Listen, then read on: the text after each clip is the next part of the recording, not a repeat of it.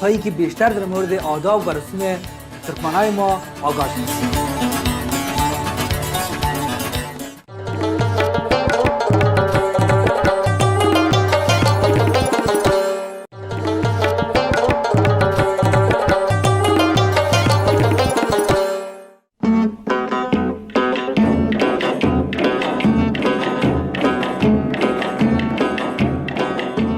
السلام علیکم.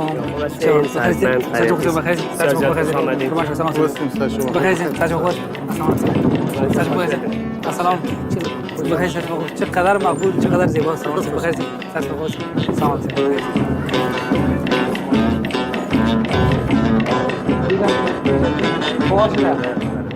بسیار عالی. حتما این دیگه پلاو است ها؟ بله، این قابلی ترکمنی است. پلاو ترکمنی. استاد دیگه پلاو هم پیش از پیش اینجا بار شده. میشه یک بار ببینیم چهره این پلاو؟ حتما در روغن کنجد هم مجید جانی همون در روغن کنجده که داخل قلعه اختیارالدین یا داخل ارگ گیرین با همون خلاصا که تولید میشه، صنعتی و سنتی است. کار دست ترکمنی است. روغن کنجد بسیار عالی. فوق‌العاده است. دوستان منتظر خوردن این پلاو ترکمنی هم باشه. روغن اصلی وطنی روغن کنجد. این دوست ما دیگه لطف کردن این آشپز ترکمن ها در هرات آشپز مشهور است. نامش پنجیبای است. پنجیبای. پنجیبای زنده باشی 100 سال.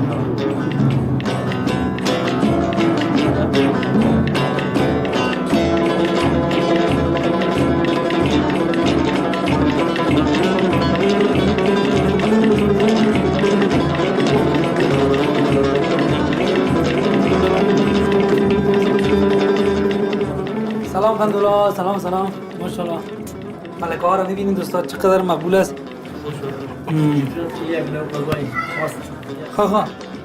به نام پشمه یکی از برای پیشوازا مهمان همیشه ما روی دسترخوان میگیریم.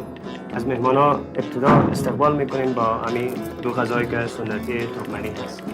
و هم قتلمه به نام قتلمه یا چلپک. فارسیبان ها چلپک میگن، ما ترکمن ها قتلمه میگیم. سلام خوش آمدین. سلام علیکم. سلام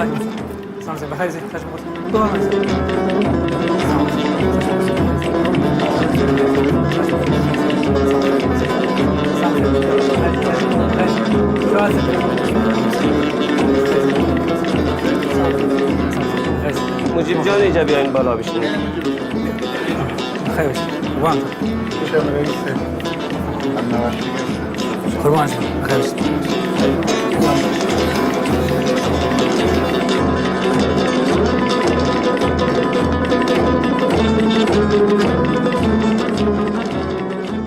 عزیزا، مهمان بزرگان و جوانان اقوام ترکمن در هرات هستم و از اینا بخوایم تشکر کنم. یک جهان تشکر از اینکه لطف کردین، مهمان نوازی کردین، ما را عزت دادین و همچنان این محفل رنگین ترتیب دادین. جهان سپاس. بسم الله الرحمن الرحیم. بنده هم به نمایندگی از ترکمن‌های زون غرب و در مجموع هراتیان عزیز تشریف آوری جناب مجیب جان عارض همراه دوستانشان خیر مقدم میگم و عرض سلام و ادب و احترام دارم خدمتشان و خدمت شما مهمانان عزیز و عالی قدر و تمامی بینندگان عزیز که در داخل یا خارج کشور همه لحظه ما را تماشا میکنن و با آرزوی صلح سرتاسری در کشور عزیز ما افغانستان هستیم. بسیار خوش آمدین، خوش گردید. سلامت باشین، بخیر باشین. محمد امین فرنگ عزیز، اگر شما لطف کنین در مورد کسب و کار و مصروفیت ترکمن‌های ما در هرات زیادتر بر ما بگوین که مصروف چی کارها هستن؟ معمولا ترکمن‌های هرات شغل اصلی که اینا در اطراف در قریجات به مصروف هستن بیشتر در بخش کشاورزی و مالداری فعالیت میکنن، اما در پهلوی از این که از صنعت اصلی ترکمن‌ها قالین بافی هسته. من میخوام یک صحبت کمی بازتر کنم و برو به دنبالتر بیاییم که چی باشه. شاید ترکمن‌ها در ابتدایی که به هرات آمده بودن با یک سری ساختار زندگی جدیدی در هرات روبرو شده بودند که به قول بزرگای ما که تعریف میکردن ترکمن ها روزگاری آمده بودند که نه زبان نه لسان نه منطقه را بلد بودند، فقط به حیث یک مهاجر آمده بودند در هرات جابجا شده بودند. اینها برای خرید بازار یا برای رفتن گرفتن مایحتاج زندگی خود جنس مورد نظر به کف دست خود می‌ماندند و طلا یا نقره‌ای که همون وقت در امرای خود داشتن ایره به کف دست خود می‌گرفتند. او وقت انصاف و کسب کار زمان بود. گندم میگرفت، طلا را میگرفت، گندم در بدل از او جو آرد هر آن چیزی که ضرورت داشت برای از این داده میشد. این یک نشان عظیم میده که یعنی ما ترکمن ها روزگاری آماده بودیم که یک حسن نیت در هرات آمدیم جابجا شدیم. هرات و افغانستان خانه خود دانستیم. امروز در هرات با شکوفایی روزگار زمانی بود که ترکمن های هرات بافنده های بسیار زبردست و چیره دستی بودند. ترکمن ها در کنار بافندگی خود نمدمالی کردند، جزو برنامه گیلیم بافی کردند. اینا جزو هنرها و صنعت‌هایی بود که در هرات کار میشد. همچنین برنامه‌های سنجاق دوزی یا گلدوزی، اینا هنرهایی بود که خانم‌های ترکمن بیشتر به او علاقمند بودن و فعالیت میکردن. اما با روز امروز ترکمن ها جزو کسانی هستند که شاید میتونیم به جرئت بگیم اولین کسایی هستند که خراس یا جوازی که فعلا در هرات فعالیت داره و از او روغن صنعتی به دست میارن از که کنجد و دیگر حبوبات. این شاید اولین هنری باشه که ترکمن ها آوردن در هرات زنده کردن. شاید در زمانهای قدیم بوده بر هرات اما فعالیت ازی نبوده. با آمدن ترکمن ها فعالیت ازی چشمگیر شد و با مرور پیشرفت زمان که پیشرفت کردن ترکمن ها در هرات آمدن در بخش هایی که یعنی استادهای پانتون، فعلا ما از کادر ورزیده ترکمن ها داریم که استادهای پانتون هستند. در بخش های حسابداری و اقتصادی و تجاری کشور فعالیت دارن، فعالیت ها خود دارن.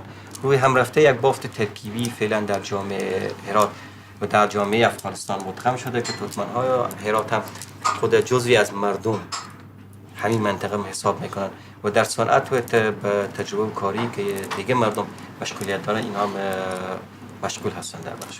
امی پارچه ها و قالینچه هایی که اینجا روی زمینه است اینا هم حتما از صنایع شما ترکمن های عزیز است. ببینید که دوستان چقدر مقبول از زیباست و چقدر با ظرافت اینا بافته شدن. این که می‌بینیم این یک سفره ترکمنیه در اصل. این سفره ترکمنی که برای حساب نان خوردن و برای داخل از این نان می‌گذارن اینا استفاده میشه و این قالینچه هم که هست این هم خود یکی از صنعت‌هایه. و قبلا ها صنعت قالین بسیار رواج داشت در داخل خود ولایت هرات بین مردمان ترکمن، اما متاسفانه بنابر یک مشکلاتی که هست و بازارهای جهانی که بالاخره ما دسترسی کامل به اونا نداریم، صنعت قالین یک کم ذره رشدی و افت کرده. اما الحمدلله خب باز هم ما تلاش ما در است که انمی فرهنگ و خود نگاه داریم و انمی صنعت همیشه با خود داشته باشیم و ترکمن هم همیشه بیشتر اوقات که شناخته میشه از امی قالین خود شناخته میشه. داد تکگل میگیم بعضی نقش های داریم که اونا رو میمون بیافیم، بیشتر اوقات با انمی شکل ما و مردم ترکمن شناخته میشه و انمی صنعت ماست.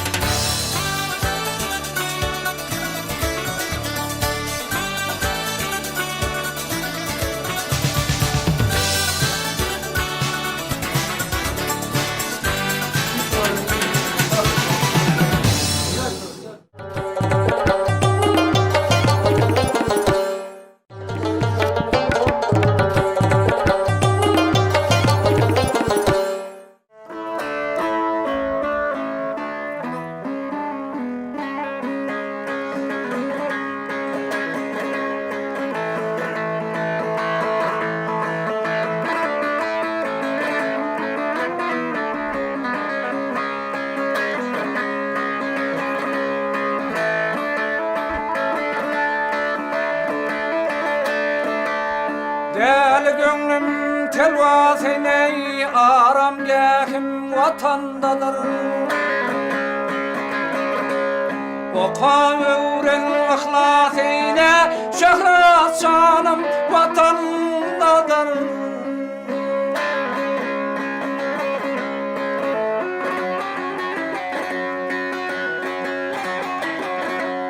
Kısmı tarıp kökrep gelen coşkun yarım vatandadır. Toyum sevip, yazım sevip, toyum tutacak yakın yadım vatandadır.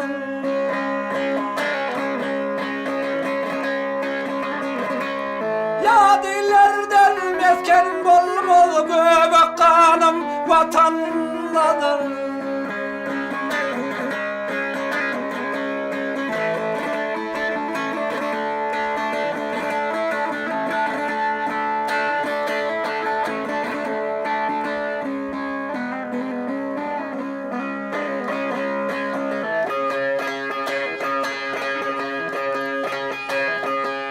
Yanar ruhum feryadahım secdegahım vatandadır.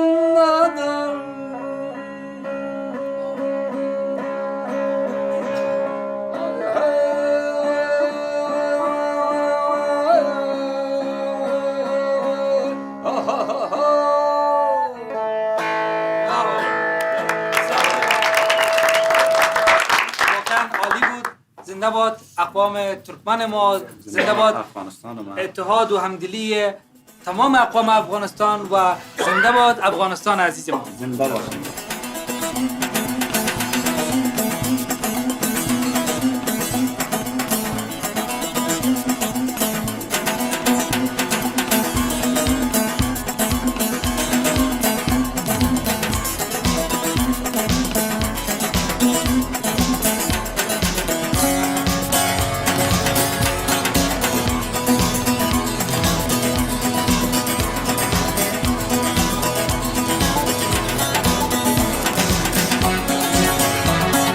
دوستا مهمانیار از طلوع میبینین و من مهمان بزرگان و جوانان اقوام ترکمن در هرات هستم و حالا سفره ترکمنی آماده شده با غذاهای ترکمنی.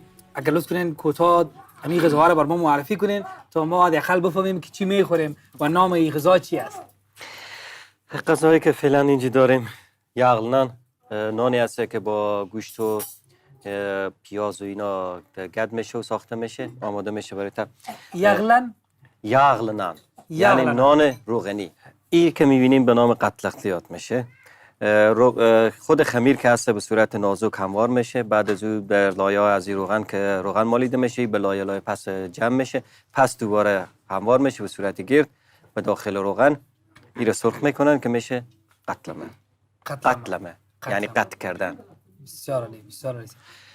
این باز تنهایی خورده میشه یا با غذا خورده میشه؟ این معمولا چون خود ترکمن ها که هست مردمان در قدیم الایام که بوده غذاهای ترکمنی معمولا بر غذاهای خمیری استواره. چون خود ترکمن ها مردمان کوچی بودن و همیشه در سفر بودن، کوشش میکردن از غذاهای استفاده کنن که مقوی باشه و در طول روز مسیری که حرکت میکنن زود اونا هضم نشه غذاهای نو. رو همون حساب بیشتر غذاهای خمیری استفاده میکردن یا مثل پشمه. این چیزی که میبینیم پشمه، این هم عین شکل است. خمیر هموار میشه، توته میشه به اندازه های مختلفی که هست با اشکال مختلف. حالا فعلا که ما به همین شکل گرفتیم با اشکال مختلف اینا در داخل روغن سرخ میشه و اینا معمولا در سفرها و اینایی که میرفتن مسیرهای دور بود داخل بکس ها یا ظرف های خردی که میگرفتن میتونستن به حیث فعلا که جایگزین از اینا بیسکوت کیک شده از اینا استفاده میکردن. این غذایی که میبینیم به نام قابلی یا پلو ترکمنی یاد میشه که غذایی که همه طرفدار جا افتاده در کشور و طرفدارای خاص خود داره. امیدوار هستم که در سالهای آینده هم تشریف بیارین و ما رو خوشحال بسازین. اشتهای خوب برای همه شما آرزو دارم. سلامت باشین. اشتهای خوب. از قابلی ترکمنی شروع میکنیم دوستا که در روغن کنجد آماده شده.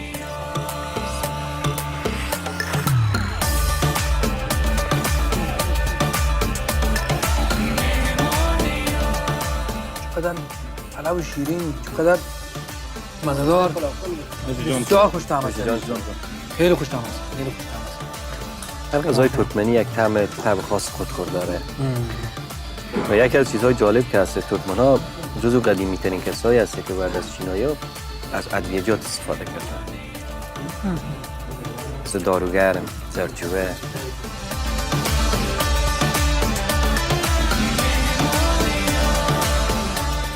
بسیار تشکر دوستا به خاطر این همه غذاهای لذیذ.